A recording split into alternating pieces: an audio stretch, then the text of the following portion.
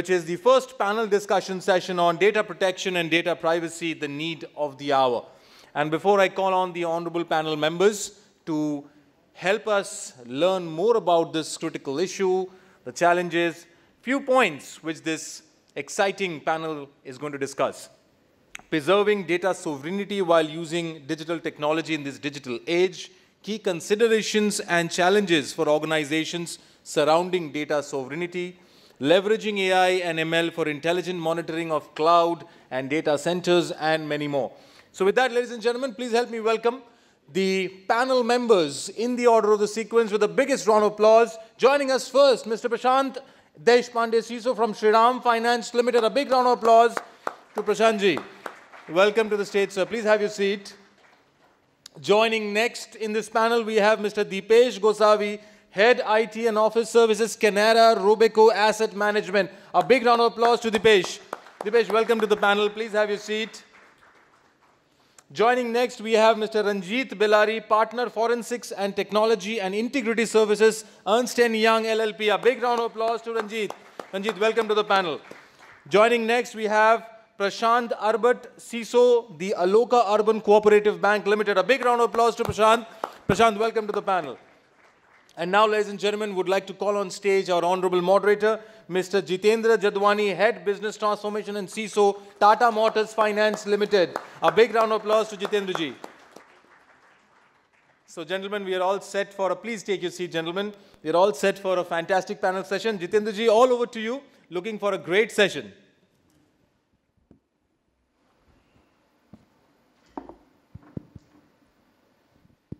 Good morning. So I think, first of all, I'm very glad to be here to engage with you all and with my esteemed panelists on a subject which is of common importance to both the corporate world and to the general public, and that's about data privacy. We all know, it doesn't need any introduction, that we are living in the age of information. It is the information which is a pivotal aspect of everything we do. Right from collecting the data, processing the data, analyzing the data, taking decisions on it. And in fact, there is a big BFSI sector which thrives only on data. In a BFSI sector, the information is collected, analyzed, and whole decisions are taken only on data. When we go down to a mall in a personal capacity in the evening with our families, when we buy something, we are expected to share with them what is our email ID and what is our mobile number, which we gladly give away. You know, we just say, hey, mera mobile number, and we give away. When we register for any website, they ask you the information about where we stay, what we do, and we gladly give away. So there is this continuous flow of information which is happening. But these organizations which are now collecting data, there are stringent rules which are coming in now on the organization to maintain the privacy of this information which they are collecting. Hence, now there is a plethora of controls which are coming in, how to collect the data, how to share the data with the consent. Any sharing of data without the consent of the stakeholder is again seem to be a negative. So how to share data, collect data, store data, manage data is all points which are coming in under a lot of focus by the regulators. So here we are as the first panel of this esteemed conference of the CISOs to share a few aspects on this key vital component of our world, the information. And I have with me my key friends who will be sharing information about all this. And the key aspect is how do you maintain the balance between maintaining the privacy of the data and still using the data for the benefit of the consumer who's giving the data. So with this brief context setting, we would be starting this panel discussion. We would be having a panel discussion for 45 minutes and having 15 minutes for the Q&A. And to set the ball rolling on this panel discussion, I have four of the panelists with me, Prashant, Arbat, Deepesh, Prashant, Deshpande, and Ranjeet.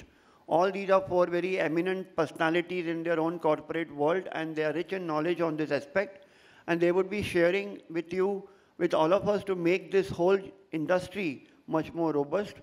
So with this, Prashant, may I have the first question to you, is Can you, for the benefit of our audience and the delegates, can you see what is meant by data privacy and what it means for the companies operating in the current times? And please also differentiate between data privacy and data protection, because these two are not the same, even though they sound similar. Hello. Thanks, Jitendra. Whenever data comes in a mind, I always imagine about weapon. What the weapon does. Weapon gives you advantage, weapon gives you power, weapon destroys, weapon harms, so does the data. So whenever we say about the data privacy and data security, they are very closely related. Technically, you can say data protection is more about the compliance and process. Data security is more about the practicing data and the control objective about regarding that. I'm sorry, I have written some few points actually. I will go through these mobile points actually.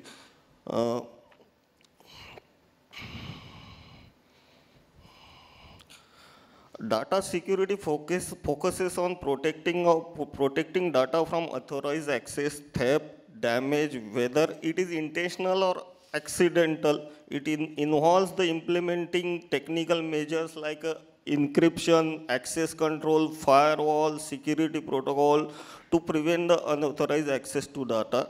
Data security ensures the While data security ensures the confidentiality, integrity, and availability of data, on other hand, data privacy is concerned about appropriate and lawful handling of personal and privacy data. When I said my analogy like a data to weapon, I always think like the PHI is like a missiles, and when it comes to the CHD card holder data is like a atom bomb, because I'm working in a finance industry. Data privacy regulations and best practices govern the purpose of limitation, consent, transparency, data minimization, individual right, and other aspects of personal data processing. Data privacy encompasses both the technical security measures implemented to protect the data and the organization policies and procedures that govern the handling of personal information. In summary, while the data security primarily focuses on protecting data from unauthorized access or damage, data privacy encompasses broader aspects such as illegal compliance, individual right, and ethical consideration related to the collection, use, and handling of personal data.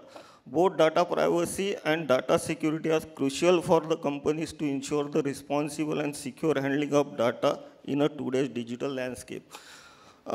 When I think about why the European companies and European nationals are very much conscious and they aware about the data privacy.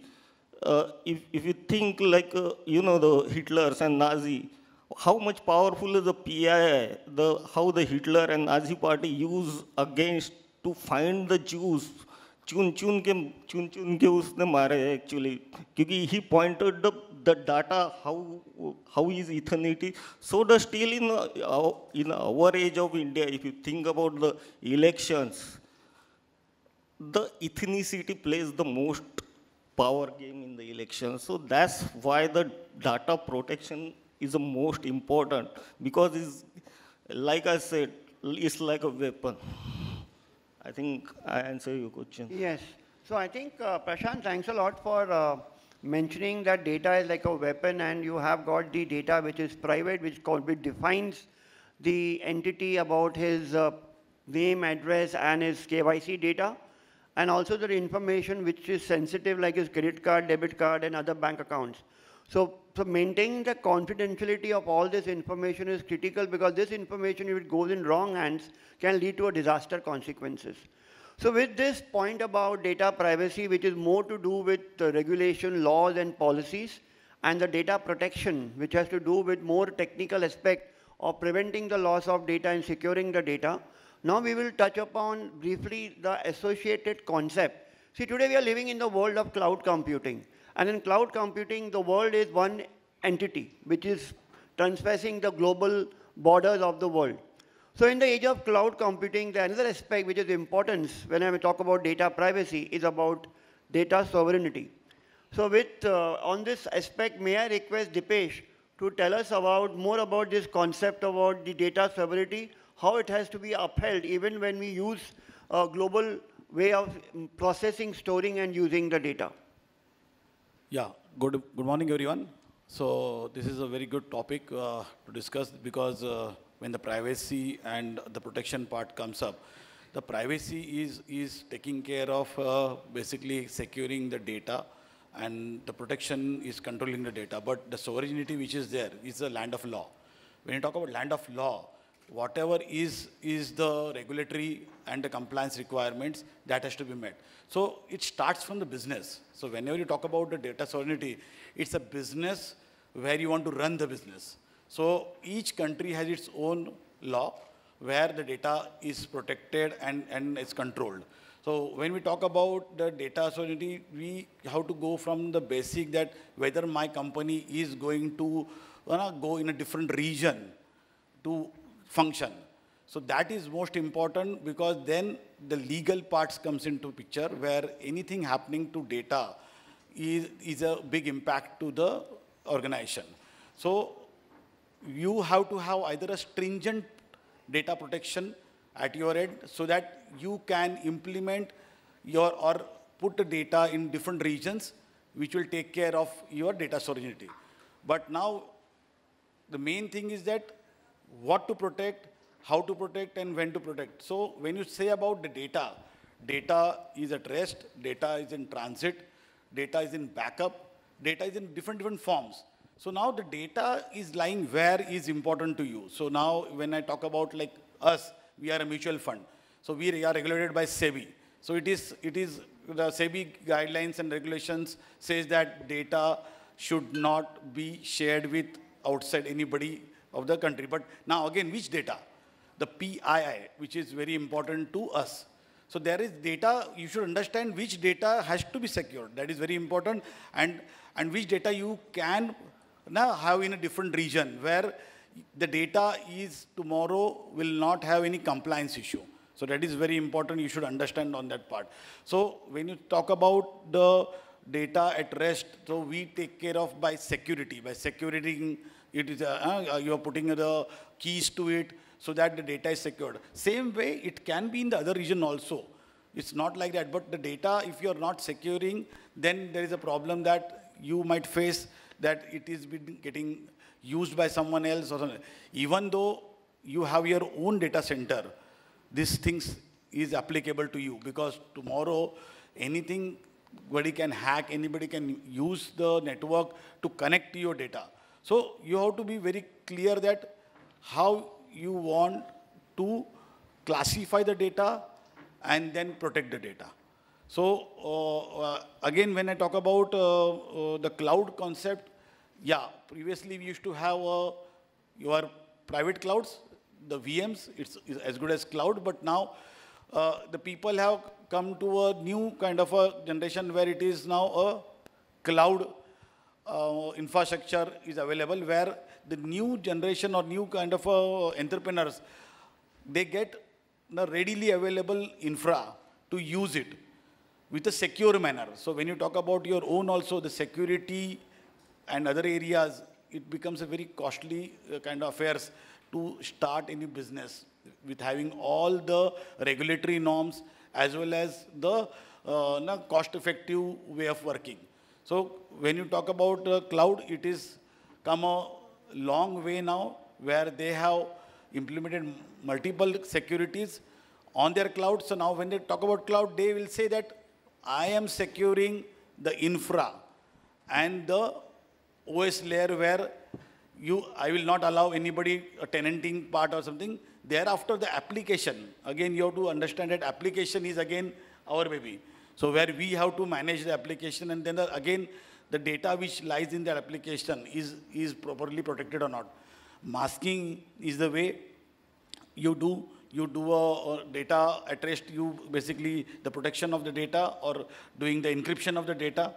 So Sovereignty is you have to clearly understand what kind of data you are managing.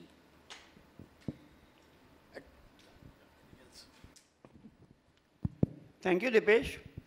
So I think Deepesh quietly very clearly outlined that in today's world where we are collecting the data, we are responsible for its upkeep, for security and maintenance.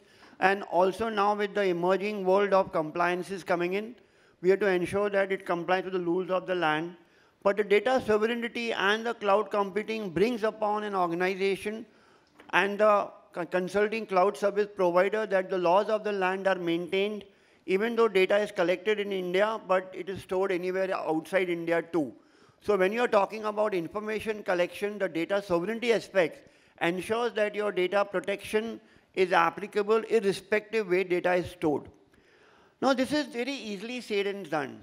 There are many challenges which are coming in because across the borders they have different bills. So the GDPR is different than compared to our own data bills. Our US laws are very different. So each of these borders having different of laws, different of technology. There are many challenges which have to be kept in mind when we talk about storing of data or processing of data. So with this we come about few of the another question is talking about the key consideration and challenges which organizations have to face while managing and balancing this data sovereignty. And for this, may I request my friend Prashant to share with us few of these challenges which are pertinent to be kept in mind when we are talking about data storage, especially in the cloud computing environment. Thank you, Jitendra. Thanks, Inex Group, for calling us over here, and good morning to everyone. Before answering the question, I would like to, add certain things where earlier Prashant has mentioned. People use data privacy and data protection, together normally. But just a one-liner difference I would like to mention over here is data privacy is something where, decides who can access the data, okay? And when you say data protection, I'll say it is basically tools and technology to ensure that, how to protect the data from misuse or with the need to know and need to do access, how we can assign. So this is the one-liner difference I would like. And coming back to the challenges, I think we should start with very basics. This is, what I am telling is that what we have done within our organization, okay? The first and most critical things is the identification of data, okay? Most of the time, everybody knows, how to do, okay? But what is major is what to do, okay? So I feel identification of data, okay, with its value addition and the expectation from the management, okay? So again, you need not just keep on adding everything. You just need to understand what is the value addition that particular data is going to do and what is the expectation from management. That is the first thing. I think identification of data is a key for, any data protection related issue. The second most important thing is that then we need to arrive at the data grid, okay, where I feel that, if you want your data protection is to be a success, we need to assign with each data type the roles, the responsibility, and the visibility of, that data, across the life cycle is what we need to arrive at that data grid. And we should ensure that the, senior management is part of that grid. So whenever a strategy decision happens, they need to ensure that data is part of our decision making. It is just not a data, okay? The third most important thing is once you identify and create a grid, understand the entire life cycle of the data, okay?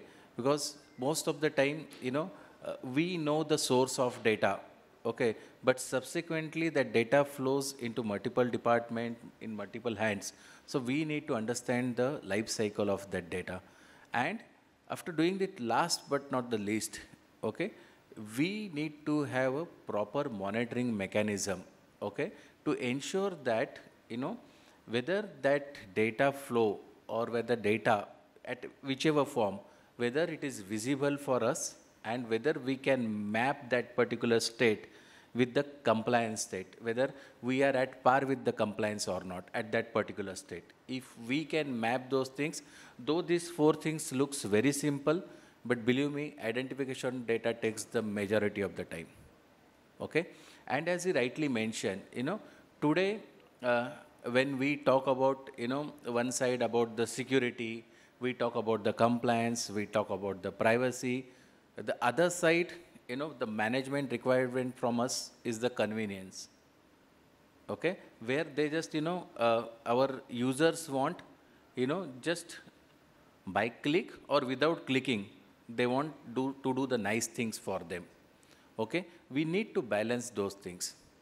Because when, it is, whenever you, we always say, in IT that when your front end is very, simple, actually a lot of complex work goes behind that. Okay? So we need to ensure that part. And second, we need to understand that in today, the digital transformation world, we are making things more complex. The first is like, as he rightly mentioned, about the cloud adoption. Okay? We need to understand what we are doing and how we are doing. The second, I will say, is the outsourcing of the activities, which is again increasing. So the digital adoption, the cloud adoption, and then subsequently, outsourcing of the things. Things are becoming more and more complex for us. We need to understand exactly, what each process or each activity. Nowadays, earlier we used to always discuss is that how to, do the risk assessment with the third party. Now, recently, normally now we're saying third party is fourth party, and people are talking about the fifth party also. So there is no more third party now. So we need to assess the risk from the third party, fourth party, both the things. These are major challenges. And behind this, as the data sovereignty we are mentioning, okay, we need to understand the local law effectively. Okay? Without that, adoption of the cloud or something will be going to be very difficult.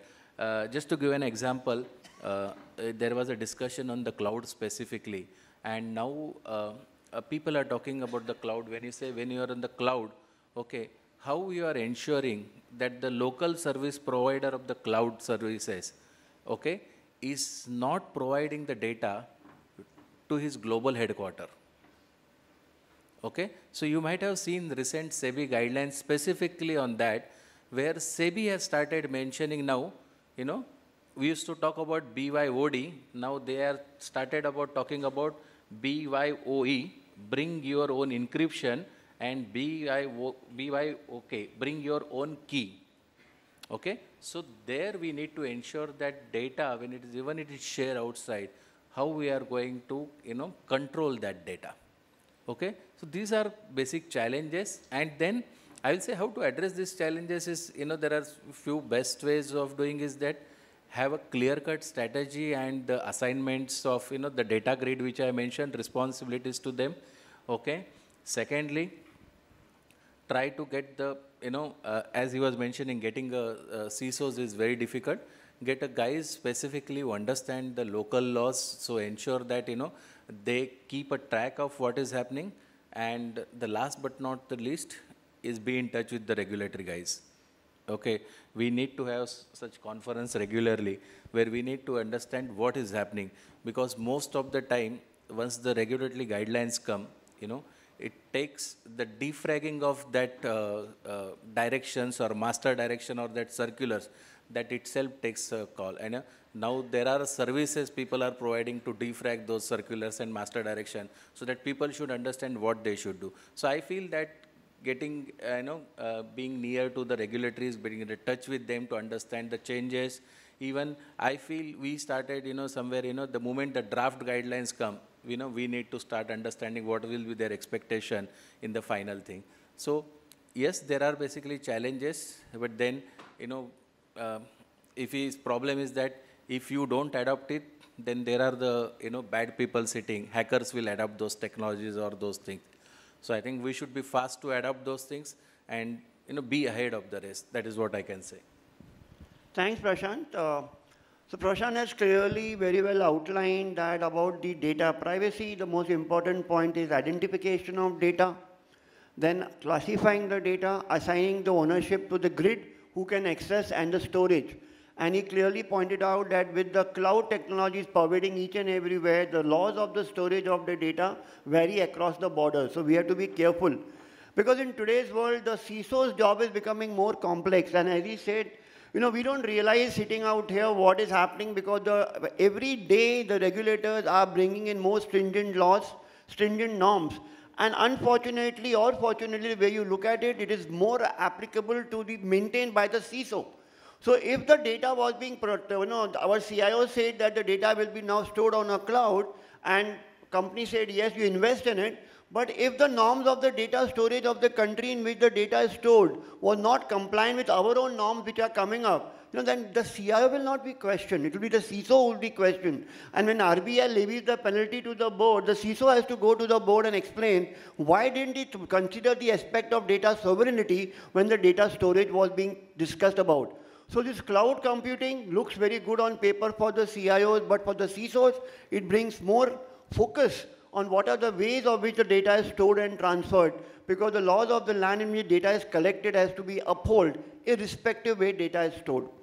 So with this, with data, now we talked about data classification, data storage, data sovereignty. Now we go a bit more. And as our previous speaker talked about data, the automation. So with this AI ML, pervading all aspects of the computing world, it is now pervading also in the data security and data privacy. So with this, on this key subject of the aspect of rapid usage of AI and ML across all PSPs of computing world, how is it currently being engaged towards intelligent monitoring of the cloud and data centers? So for this, may I request Ranjeet to share a few points with all of us so that we are aware about this usage of AI ML for maintaining the cloud computing environment more strongly and strictly. Thank you. I hope I'm audible. Good morning, everyone. So I think when it comes to adoption of technologies, I think we are seeing increased adoption across all areas of computing, right? We've seen the evolution of ChatGPT, how it can really improve a lot of things in terms of getting new content, getting new, let's say if you want to ask certain questions, you want to understand certain aspects. I think it has really revolutionized in terms of the adoption of technology, right? And we are seeing similar adoption when it comes to, adopting AI ML technologies in data centers and, remote monitoring. Some use cases that I see is, one is obviously if you look at anomaly detection, right? When we are dealing with large amounts of data, it's always important to understand. And we are seeing increased cyber attacks, right? So what led to some of these cyber attacks, if we can look at that historical data, try to understand the pattern and understand the anomalies in terms of what led to those cyber attacks. I think it's very helpful where AI ML can predict in terms of what aspects we need to look at in terms of anomaly detection, right? Then when it comes to management of data center, there's a lot of maintenance aspects that infrastructure teams have to go through, right? They need to look at regular maintenance. So automation and maybe using some of these AI ML technologies to predict future occurrences, where optimization of resources, where patch management, where looking at if there are any gaps in terms of monitoring, right? So predictive maintenance is something which is very, very helpful when we use AI ML technologies. Then security access and control, right? Obviously, there's a lot of adaptive AI ML technologies that are being used in security tools these days.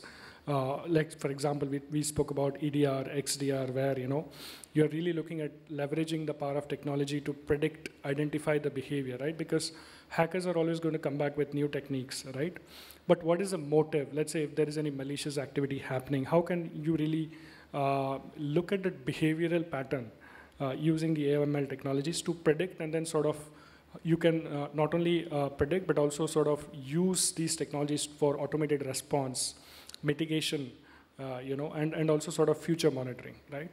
Then a lot of other things, like for example, we've seen increased focus on ESG by a lot of governments in terms of regulatory norms, right? So data centers obviously emanate a lot of carbon footprint, right? So how can AML technologies be used to optimize power consumption? How can these technologies used to understand, okay, let's say there's very less usage of the resources, but then there's a high power consumption that is happening. How can the algorithms predict to ensure that there is optimization of power consumption and reduce your carbon footprints, right? So these are some of the use cases that I can think of. Obviously, I think the adoption will increase, and I think we as professionals are also learning a lot of these. I think generative AI will be a sort of a very futuristic technology. Already we are seeing a lot of adoption, and I think it will only increase. Thank you. So the good news is that the CISOs, you have now a lot of emerging tools available to us to ensure that what jobs are very critical for ensuring a patch management, or even from an EDR perspective, ability to anticipate an attack which is happening based on what are the events which are happening at an abnormal level, or using behavioral analytics. So there are many tools which are becoming available for CISOs to automate some of the jobs which are repetitive but still very critical.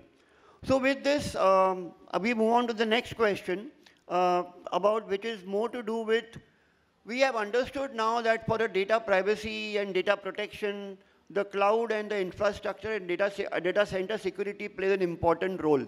So how does the whole impetus and the ownerships on the back-end aspect of the technology infrastructure team, may I request Deepesh to talk about in very briefly that what is the role, emerging important role of data center security and cloud in the gradually but soon becoming a digital economy which India is evolving sooner than later. Yeah, hi.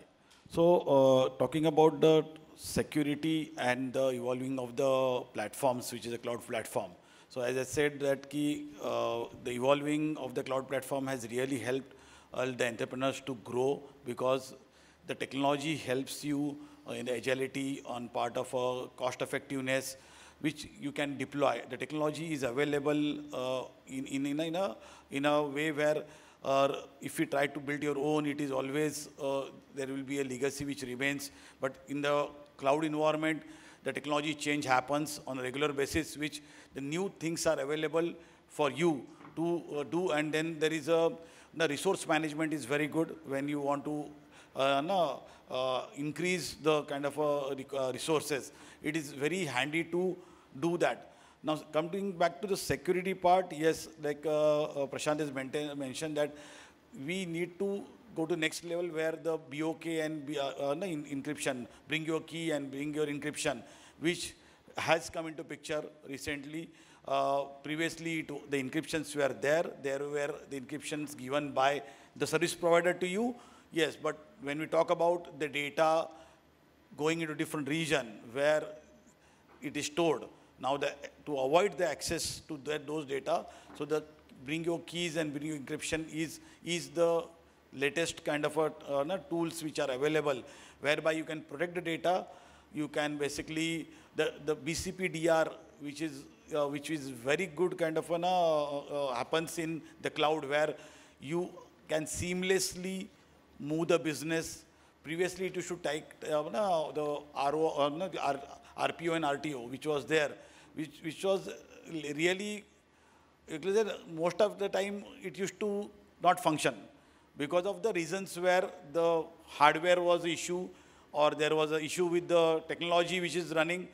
Now, when you talk about the cloud, the things have changed, whereby you can seamlessly have a movement of your DC to DR, and whenever you need, because the cost effectiveness is one thing, is that the DR, you need not have to have a high kind of a capacity DR, but yes, the DC is always there. But whenever you need it, it can be increased immediately as per the request given by the customer.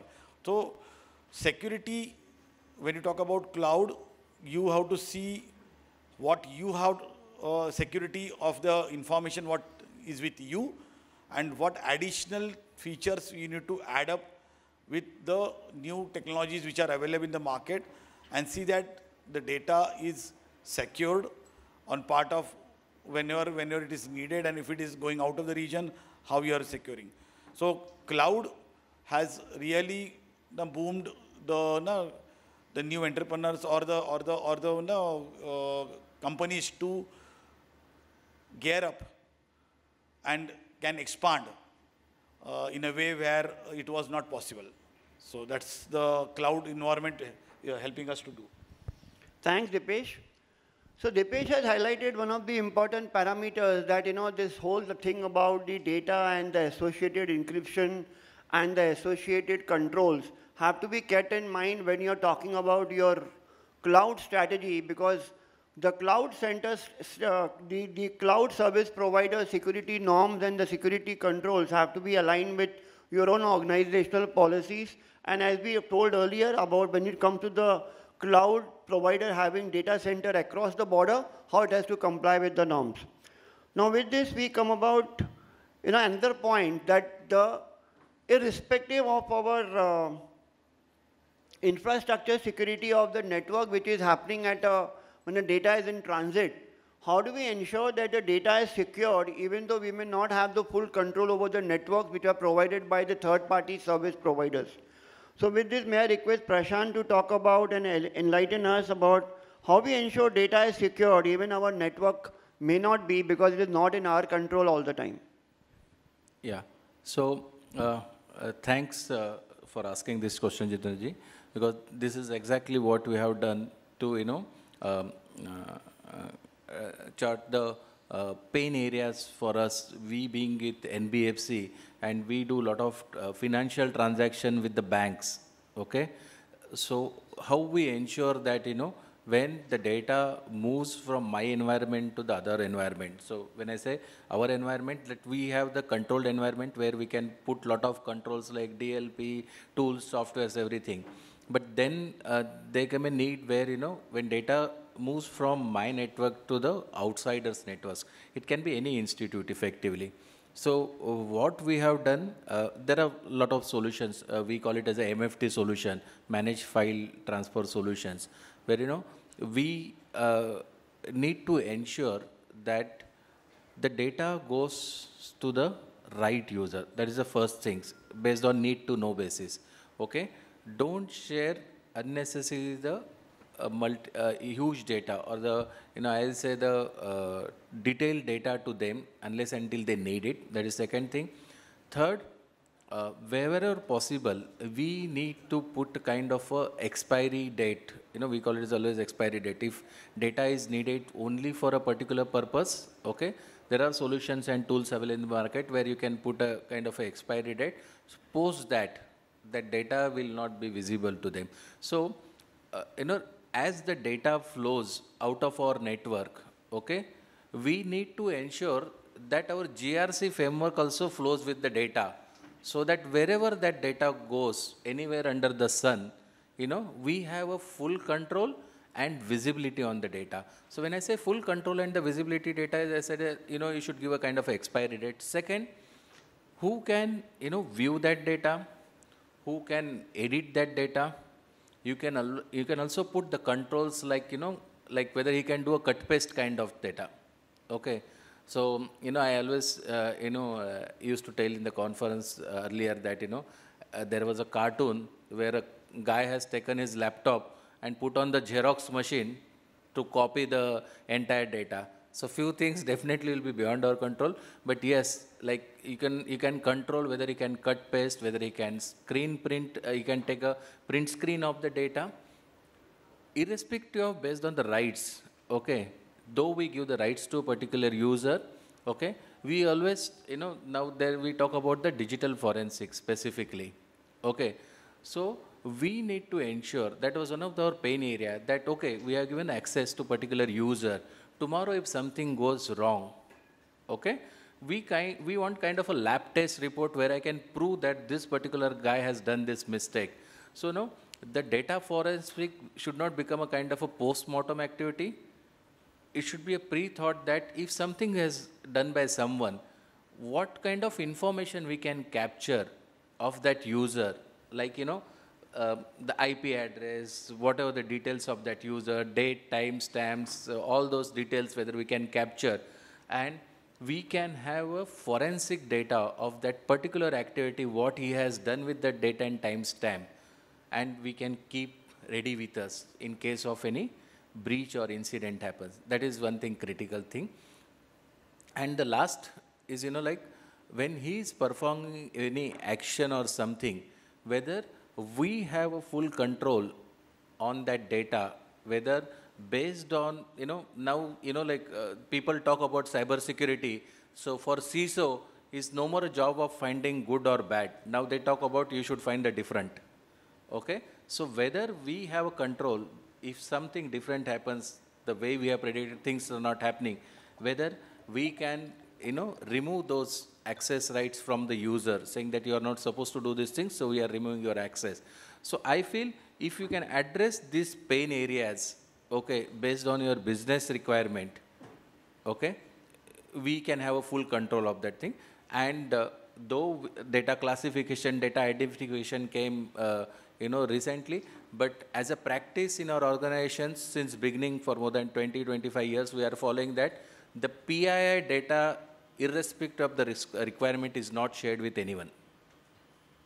Okay? It is the CIO who takes a call, but irrespective of the requirement, we will not share PII data with anyone. Regulatory, we even when regulatory comes, we give the data through them through MFT, and we even monitor from where they are accessing our data. So, and there are MFT solutions available in the market. So we need not do something very different. Yeah, Jitendra ji. Thank you, Prashant. So now Prashant has built upon the discussion even further, saying that the third-party networks which may not be under a complete control, but by using an appropriate encryption technology, we can protect the data when it's in transit. But to ensure that data is secured and is available on a need-to-know basis, your GRC controls and your data access methodologies are very important, so that the person who's consuming your data on the other side of the network is not able to violate the laws which have been set by your own organization. So if the CIO can decide what information will be available in the report, but it is the CISO who decides which all information will be visible, will not be visible to the person, because the person identified information has to be protected at any cost, because the consumer who's giving it with us is giving under the protection of the organization, and CISO has to uphold that. So you are understanding the role of the CISO is becoming more and more important and complex in the world. The next question now comes that, how to manage all these complexities, how to manage all these expectations. Thankfully, there are many tools and technologies available for ensuring the data protection. May I request Ranjeet now to talk about few of the technology and practices available to make our jobs easier and feel comfortable that we can meet all the expectation with all the help of these tools. Ranjeet, over to you. Sure.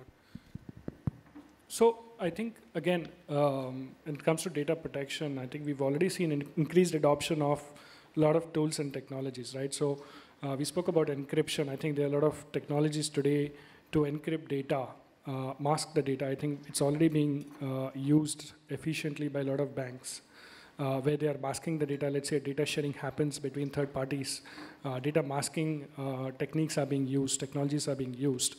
When it comes to, I think, overall governance of data, right? I think it's really important to understand how you really, I think we have our speakers talk about the ownership of data, right, which is very important. So each function that is using the data in an organization needs to have a data flow map to understand how the data is flowing, who all have access to the data, how it is being controlled. Let's say if it needs to be shared outside of the organization, how it is being shared through a secure process or not, right? So having a data flow map really helps. And I think a lot of tools are being used to do automated data flows, right? Data classification, again, I think is becoming very, very important in terms of understanding who owns the specific data, which specific owner will use the data. If it is a critical data in the organization, do we have a complete data map of it, right? So automated data mapping is again an important aspect that is coming into picture. Data discovery has become very important, specifically for unstructured data. I think structured data, ERP systems already have a lot of discovery built in, but I think for unstructured data, that's where a lot of challenge comes in, right? Because you have to deal with so many different formats of data. That's where I think data discovery tools, specifically from an unstructured data standpoint, are gaining a lot of importance. So I think an organization needs to look at, obviously, what sort of data they have, what is the gamut of data in terms of structured, unstructured, and then really look to adopt different technologies based on the business needs. Thank you, Ranjeet. So, before this session started, doing the data entry on a mobile app or on a screen was seen as a very routine, mundane activity. But I think with the discussion which has happened on this panel, we CISOs have realized that that data entry which is done, which is very innocuous data entry being done, has to be now seen very critically from a perspective of CISOs. That is, what is this data? Who owns this data? How is this data being moved across the organization? What are the various controls you bring in on access part of it? Understand very clearly that the data cannot be shared without the consent of the owner of the, without consent of the principal of the data. So, all these aspects about data collection, data ownership, data discovery, data identification, data classification, data access control have to be kept in mind by the CISOs, because all this now comes under the ambit of the CISOs. And why? Because there are many regulations which are there worldwide, and this is, we all are aware about the Digital Protection Data Bill, which is coming in, expected to come in the monsoon session of the Parliament, which will be further tightening the noose around the CISOs, because I keep on repeating, data collection is a job of the CIO, but subsequent to data getting collected and coming in the systems, it is job of the CISO to ensure that data is protected, not abused, not misused, and now with the regulatory controls of it has to be compliant with certain norms. So now may I request Ranjeet and also the other panelist members to, in the next 2 minutes, post which we will come to you for your Q&A, and you'll be ready with your Q&A. So this is the winding up question across the entire team, because with the next 2 months, if this data bill gets passed, which is expected to be passed but has been hanging fire for almost 10 years now, what are the complications and the implications on the CISO and the organization? Because in order to make you realize the importance of this next 2 minutes with these participants, and important for you to go through and read the data bill, there's a stringent liability of as much as 500 crores, which would be liable to be imposed on the organization by the data protection body, which is going to be set up subsequent to passing of the bill. So may I request Ranjeet and other panelist members over the next 2 minutes to share the key aspects of this bill, only as a pointers for you to note down, and then go deep dive into it, because it's a very vital importance that we understand this, because this would become a reality in 2 years from being introduced or earlier. Sure. So I think very quickly, any data privacy regulation, I think there are certain principles which are emphasized, right? One is obviously taking consent from the specific user where you're collecting data. I think from an India standpoint, it'll be new for us, right? We're never used to taking consent of the user. That will be an important aspect. Next is purpose minimization of data that is being collected. I think we have speakers spoke about that aspect. Then is accountability of the organization in terms of protecting the data. Next is data subject rights, which I think there are a lot of different aspects that are being talked about in the bill. We need to be cognizant of that. Then there are financial penalties for organizations. Unfortunately, I think that's something which organizations have to live with. It's with increased compliance, increased costs. So I think they have to look at how this will affect them as an organization. And I think finally, I think abiding with whatever the bill says in terms of data sharing will be an important aspect. So I just would like to add 3 points. The most critical for all of us one is that, if I'm not wrong, the capping of penalty has been increased to 500 crores. Okay? So if a personal data laws come, 500 crores is the penalty. Okay? Normally in GDPR, I saw that penalty was, 4% or certain amount of the group global turnover, whichever is higher. Okay? In the old data privacy bill, we added a prison to that, but now I think they have capped it to 500 crores. So huge. Okay? And as he was mentioning, the earlier speaker was mentioning about the getting budget. I think that penalty you can show and get the budget approval, saying that, whether the cost to implement the controls or penalty, whichever is higher, we can take a call. Okay? The second, post our last data privacy bill, lot of organizations has discussed and they gave their issues to, specifically on the data flow cross-border issue, okay, where they found that it will be very difficult for most of the organization in the country to control the complexity and manage the complexity. So what the new bill has done is that cross-border flow will be allowed by central government. Central government will decide that if you want to move out of the country, which are those countries or territories we can have a data flow. That is the second thing. And the third thing, as usual, all the fiduciaries are allowed to store unlimited data and they can do anything with the data. So, we need to be careful that, when we share the data, how is going to be controlled. So these are my 3 key points about the data privacy. So I think we have 2 minutes left. We will just take 30 seconds to wind up from here and take a couple of questions. So the point is this data, and the screen and the data collection which was being done by the CIOs have to be now seen with a microscopic eye by the CISOs, get what data are we collecting, what data is being controlled, who has the access to write the data. And the new bill also says that, will say that for purpose of which data is collected, if that purpose is being abused, then you're liable for being questioned. So this whole data now becomes very important, and the data privacy is all about culture, how to respect the data, and the data protection is all about ensuring that how this data is not abused or hacked away by the outsiders, or we lose the data through unlawful means. So I think with the 60 minutes of limited time available to these esteemed panelists, we could bring around the importance of this data, which is so innocuous when we will look at it from a screen design, but how important it is when the data comes into our system. It's our responsibility to protect it and to ensure. Now, most important point you realize, if the data of the KYC number or any data is wrong in our data system, the ownership is not with the person who gave the data, it is with the organization who did not take a process in place to maintain the data integrity and the latest information of data. So with this, I think we come to the conclusion of this panel discussion. We hope we have added value to you and have brought upon, it was a very vast subject. We cannot bring all the aspects, but we have touched upon all the points of it for the benefit of us to go back and realize the importance of this Mr. Data, which was just a column on a screen of the CIO, become the responsibility of the CISO. So with this, we open up the discussions and the Q&A to our esteemed delegates, and we will be more than happy to answer it now. Or if we are cut out by the man on my right-hand side, we'll be there available during the day also. Thank you, Jitendra ji. And ladies and gentlemen, first of all, a big round of applause to this wonderful panel that we heard here today.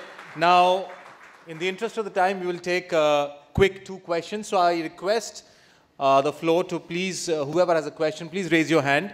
You will get the mic, and please introduce yourself and your organization and question to which individual panel member. And if it's a generic question, I think Jitendra ji can decide which panel member is ideal for it. So any questions from the floor?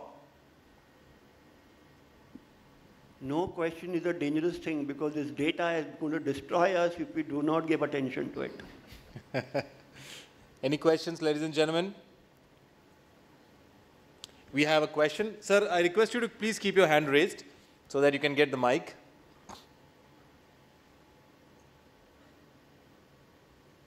Kindly introduce yourself and the organization, and question to which panel.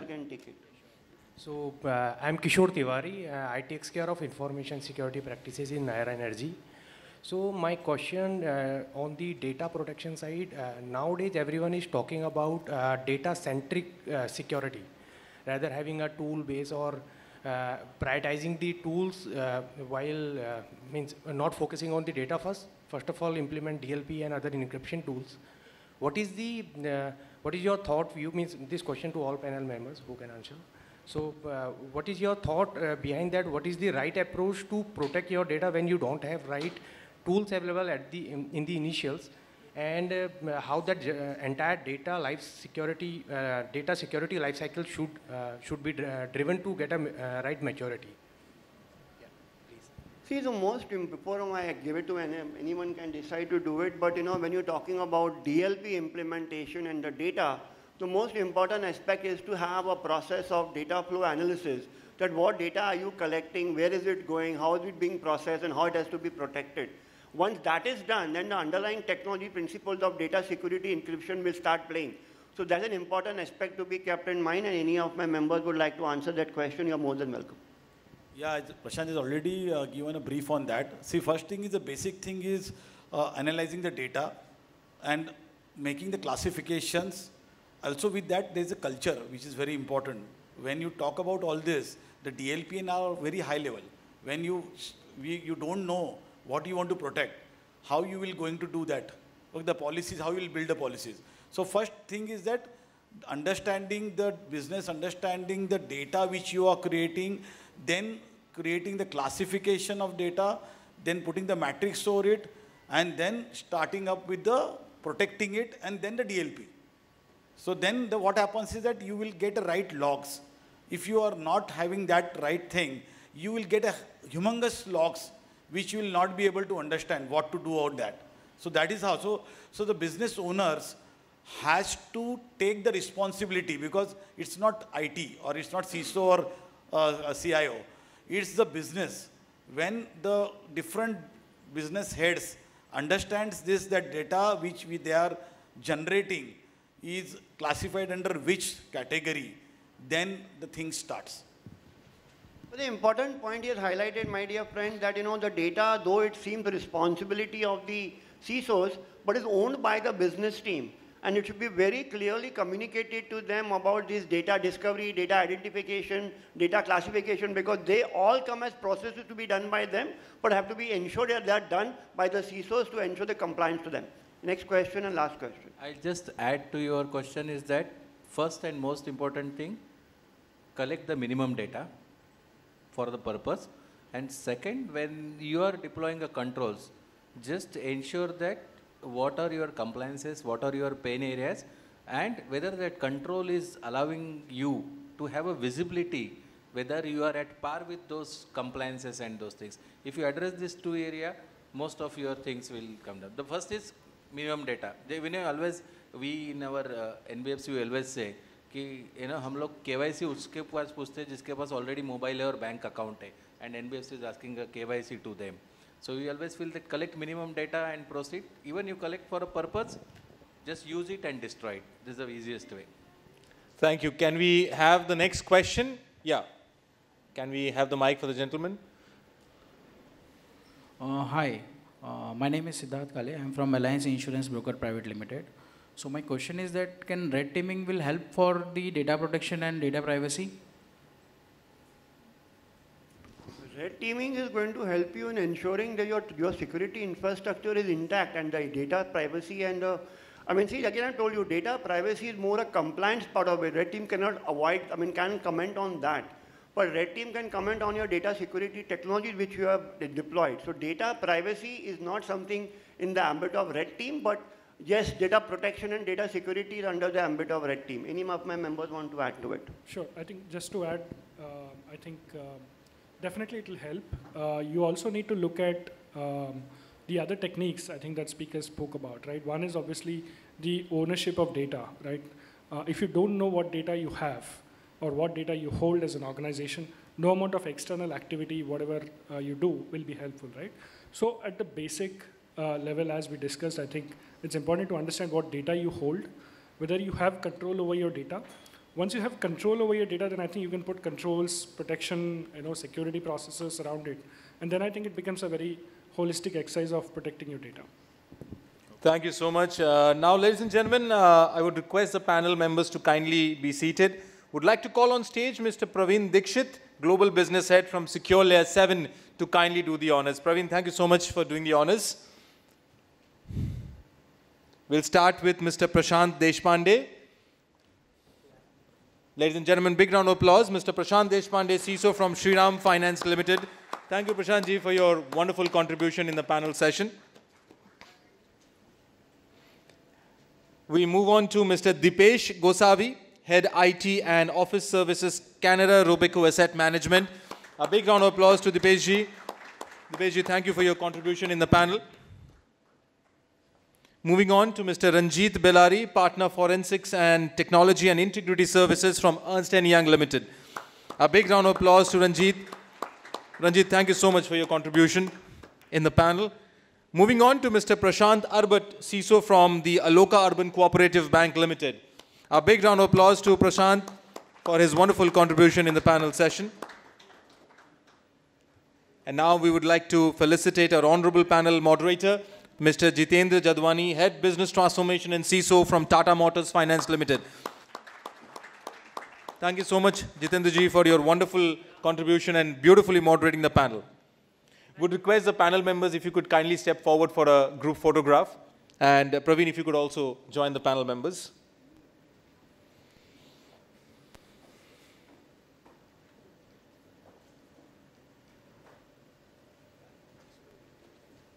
Ladies and gentlemen, a big round of applause once again to the inaugural panel session on data protection and data privacy, the need of the hour, and wonderful mix of panel experts here. And we had a fantastic discussion in the last 1 hour of the panel. Thank you so much, panel members, for your contribution.